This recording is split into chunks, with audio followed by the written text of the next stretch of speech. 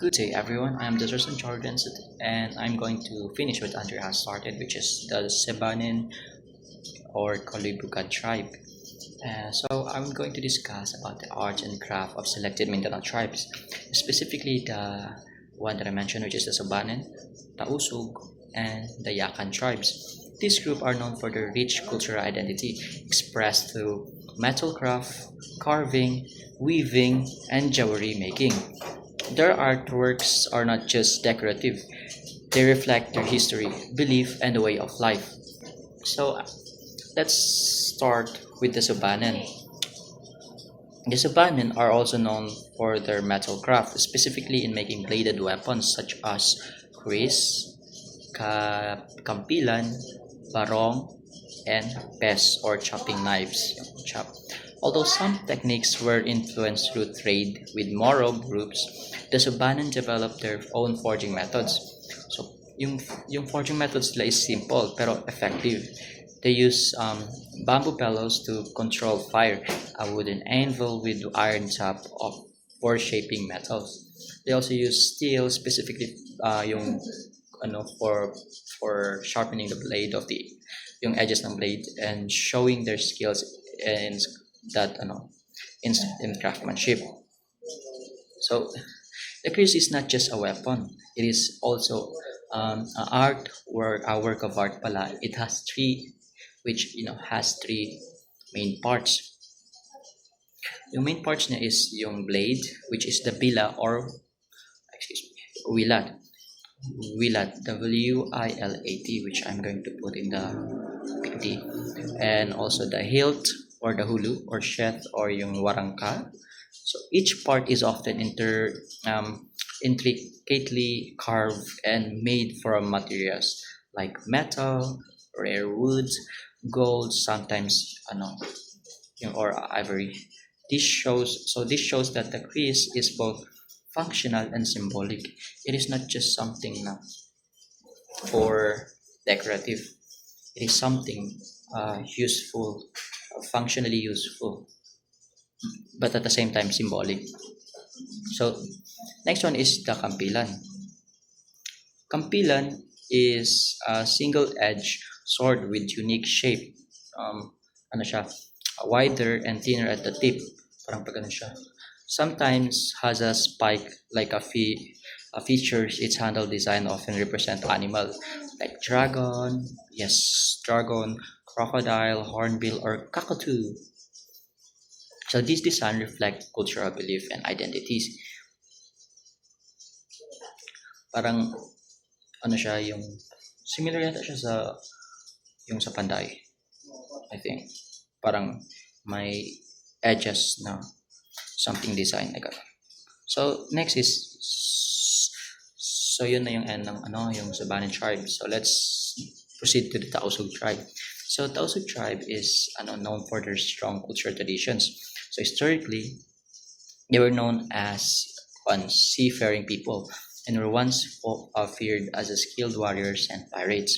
They were also among the first Filipinos to embrace Islam, influenced by missionary Karim ul Makhdum in 1380.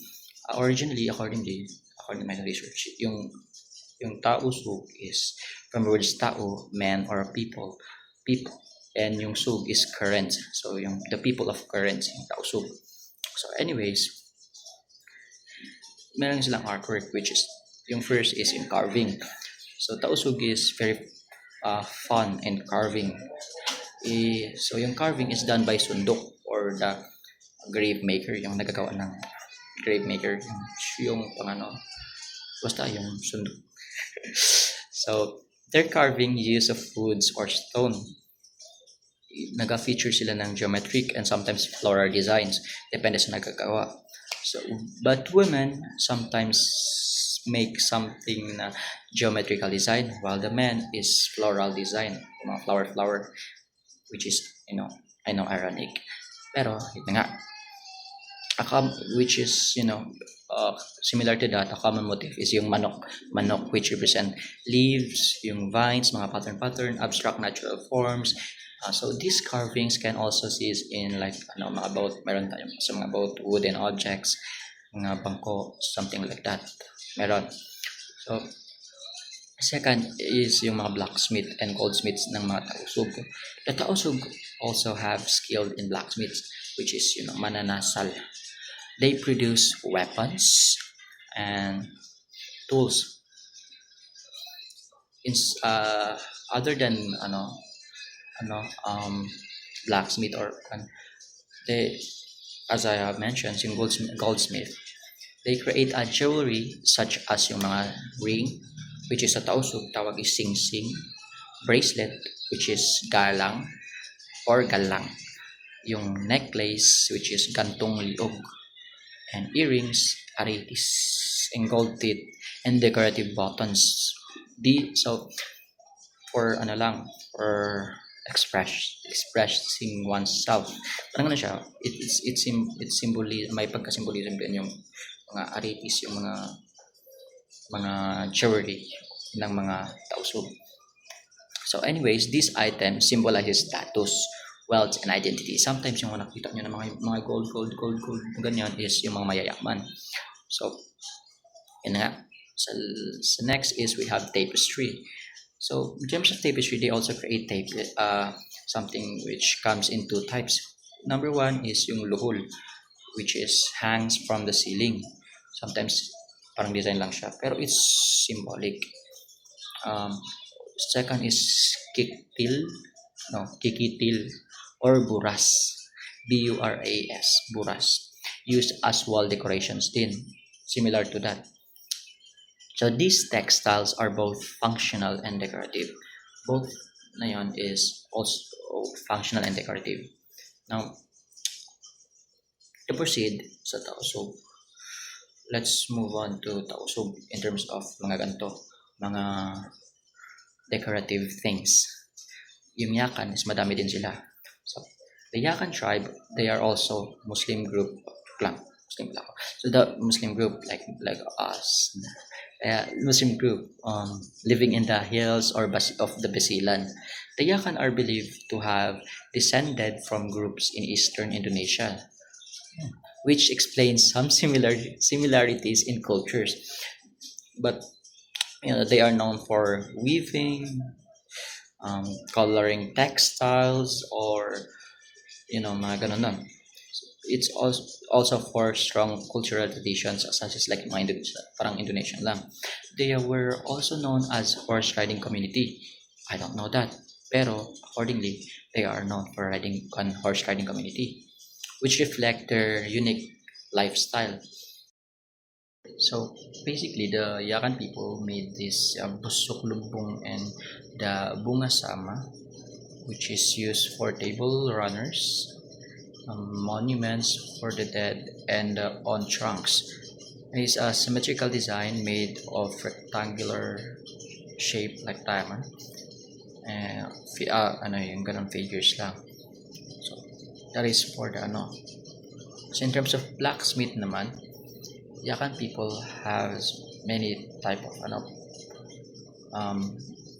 blacksmith creations, which is the bagang ketan, which is basically it combines incised triangles and rectangles and is used to decorate the crease related sa isa. Also a small knife, which is punyal, a small knife which can be hidden within one's clothing, which can be shown in the PPT. And also the third one is the barong. It is carried with pride since it is a symbol of strength. Yung barong daw is a symbol of strength, and also an acceptable and it is also acceptable as bride wealth. And the fourth one, we have the pira. It is a traditional weapon used by little boys when going on a long journey. Parang is yung handy lang ng mga bata. Mga little boys for when they're going on a long journey for, I think, protections. The next one, we have the taming. The taming is a traditional shield used along with two types of spears, the budjak and the sangkil. Now is used only in wars dances. Lastly, we have they have punyal, a small knife which can be hidden within one's clothing. Similar, parang almost nang ma-mention ko is mga small knife na nahid sa clothing, pero this one is specifically a small one to be this is designed to be hidden within one's clothing. So sa blacksmith, let's go to their weaving. They have that I don't know how to pronounce this, sinalak, T apostrophe NALAK, is a traditional cloth found in Mindanao Island, made by a group of people in the Lake Cebu, South Cotabato, called the Tibali or Tiboli people. This traditional cloth is hand-woven. It is weaved by the hands, by their hands, not my hands, their hands. It is a hand-woven made of abaca fibers, which traditionally has three primary colors: red, and the original color of the abaca leaves. Joke lang, yung original color na yan is red, black, and the original color of the abaca, which is yung mga brownish na yan. Yes. Also, the second one is the yakan weaving. Yakan weaving uses the bright, bold, and often contrasting colors in the big symmetrical patterns. Inspirations for designs comes from islands living in Islamic sacred geometry. And as you can see in the pictures, it is something with patterns like geometrically pattern. It is accordingly it is an inspiration design that comes from the island of the in the Islamic sacred object. So, and also it is light and bold as what the definition has said. Next one is the face decorations, which is called tanyak tanyak, if I'm pronouncing it correctly. Also, it is a face painting costume. Painting costume is also unique to Yakan tribal culture, worn only for wedding. Parang pasal sa amin. It's like tattooing yun sa amin. Pero I don't think this one is tattooing. It is worn only for wedding ceremonies. Circles, spots, and diamonds pattern are printed. Oh, so it's also printed on the skin using bamboo implements and thick mixtures of white flour and water. So that's why it's looking like a silvery type. The pattern are said to have no symbolic meaning, but have been used for centuries as form of cosmetic. Ginagawa siya for cosmetic use lang. It has no accordingly it has no symbol, pero it is used for cosmetic use. And decoration, so parang ginagawa siya for accessible product for cosmetics. So yun. Joke lang. So basically, to conclude, the Subanen, Tausug, and Yakan tribes shows the richness of Mindanao's cultures through the arts. Their craft are not just objects; they represent identity, history, belief. By studying this, we gain a deeper knowledge or understanding about this cultural background of these groups. Yes, yes. Also, we can appreciate the diversity and creativity of the Filipino cultures which we belong in. Although, I know that we are somehow different, but we are um, mm, tawag dito, we are Filipino. We're still a Filipino, so it's something that we can appreciate. So thank you for listening. Again, I'm Joshua Jordan, and that's it for my video. For my reports. Thank you.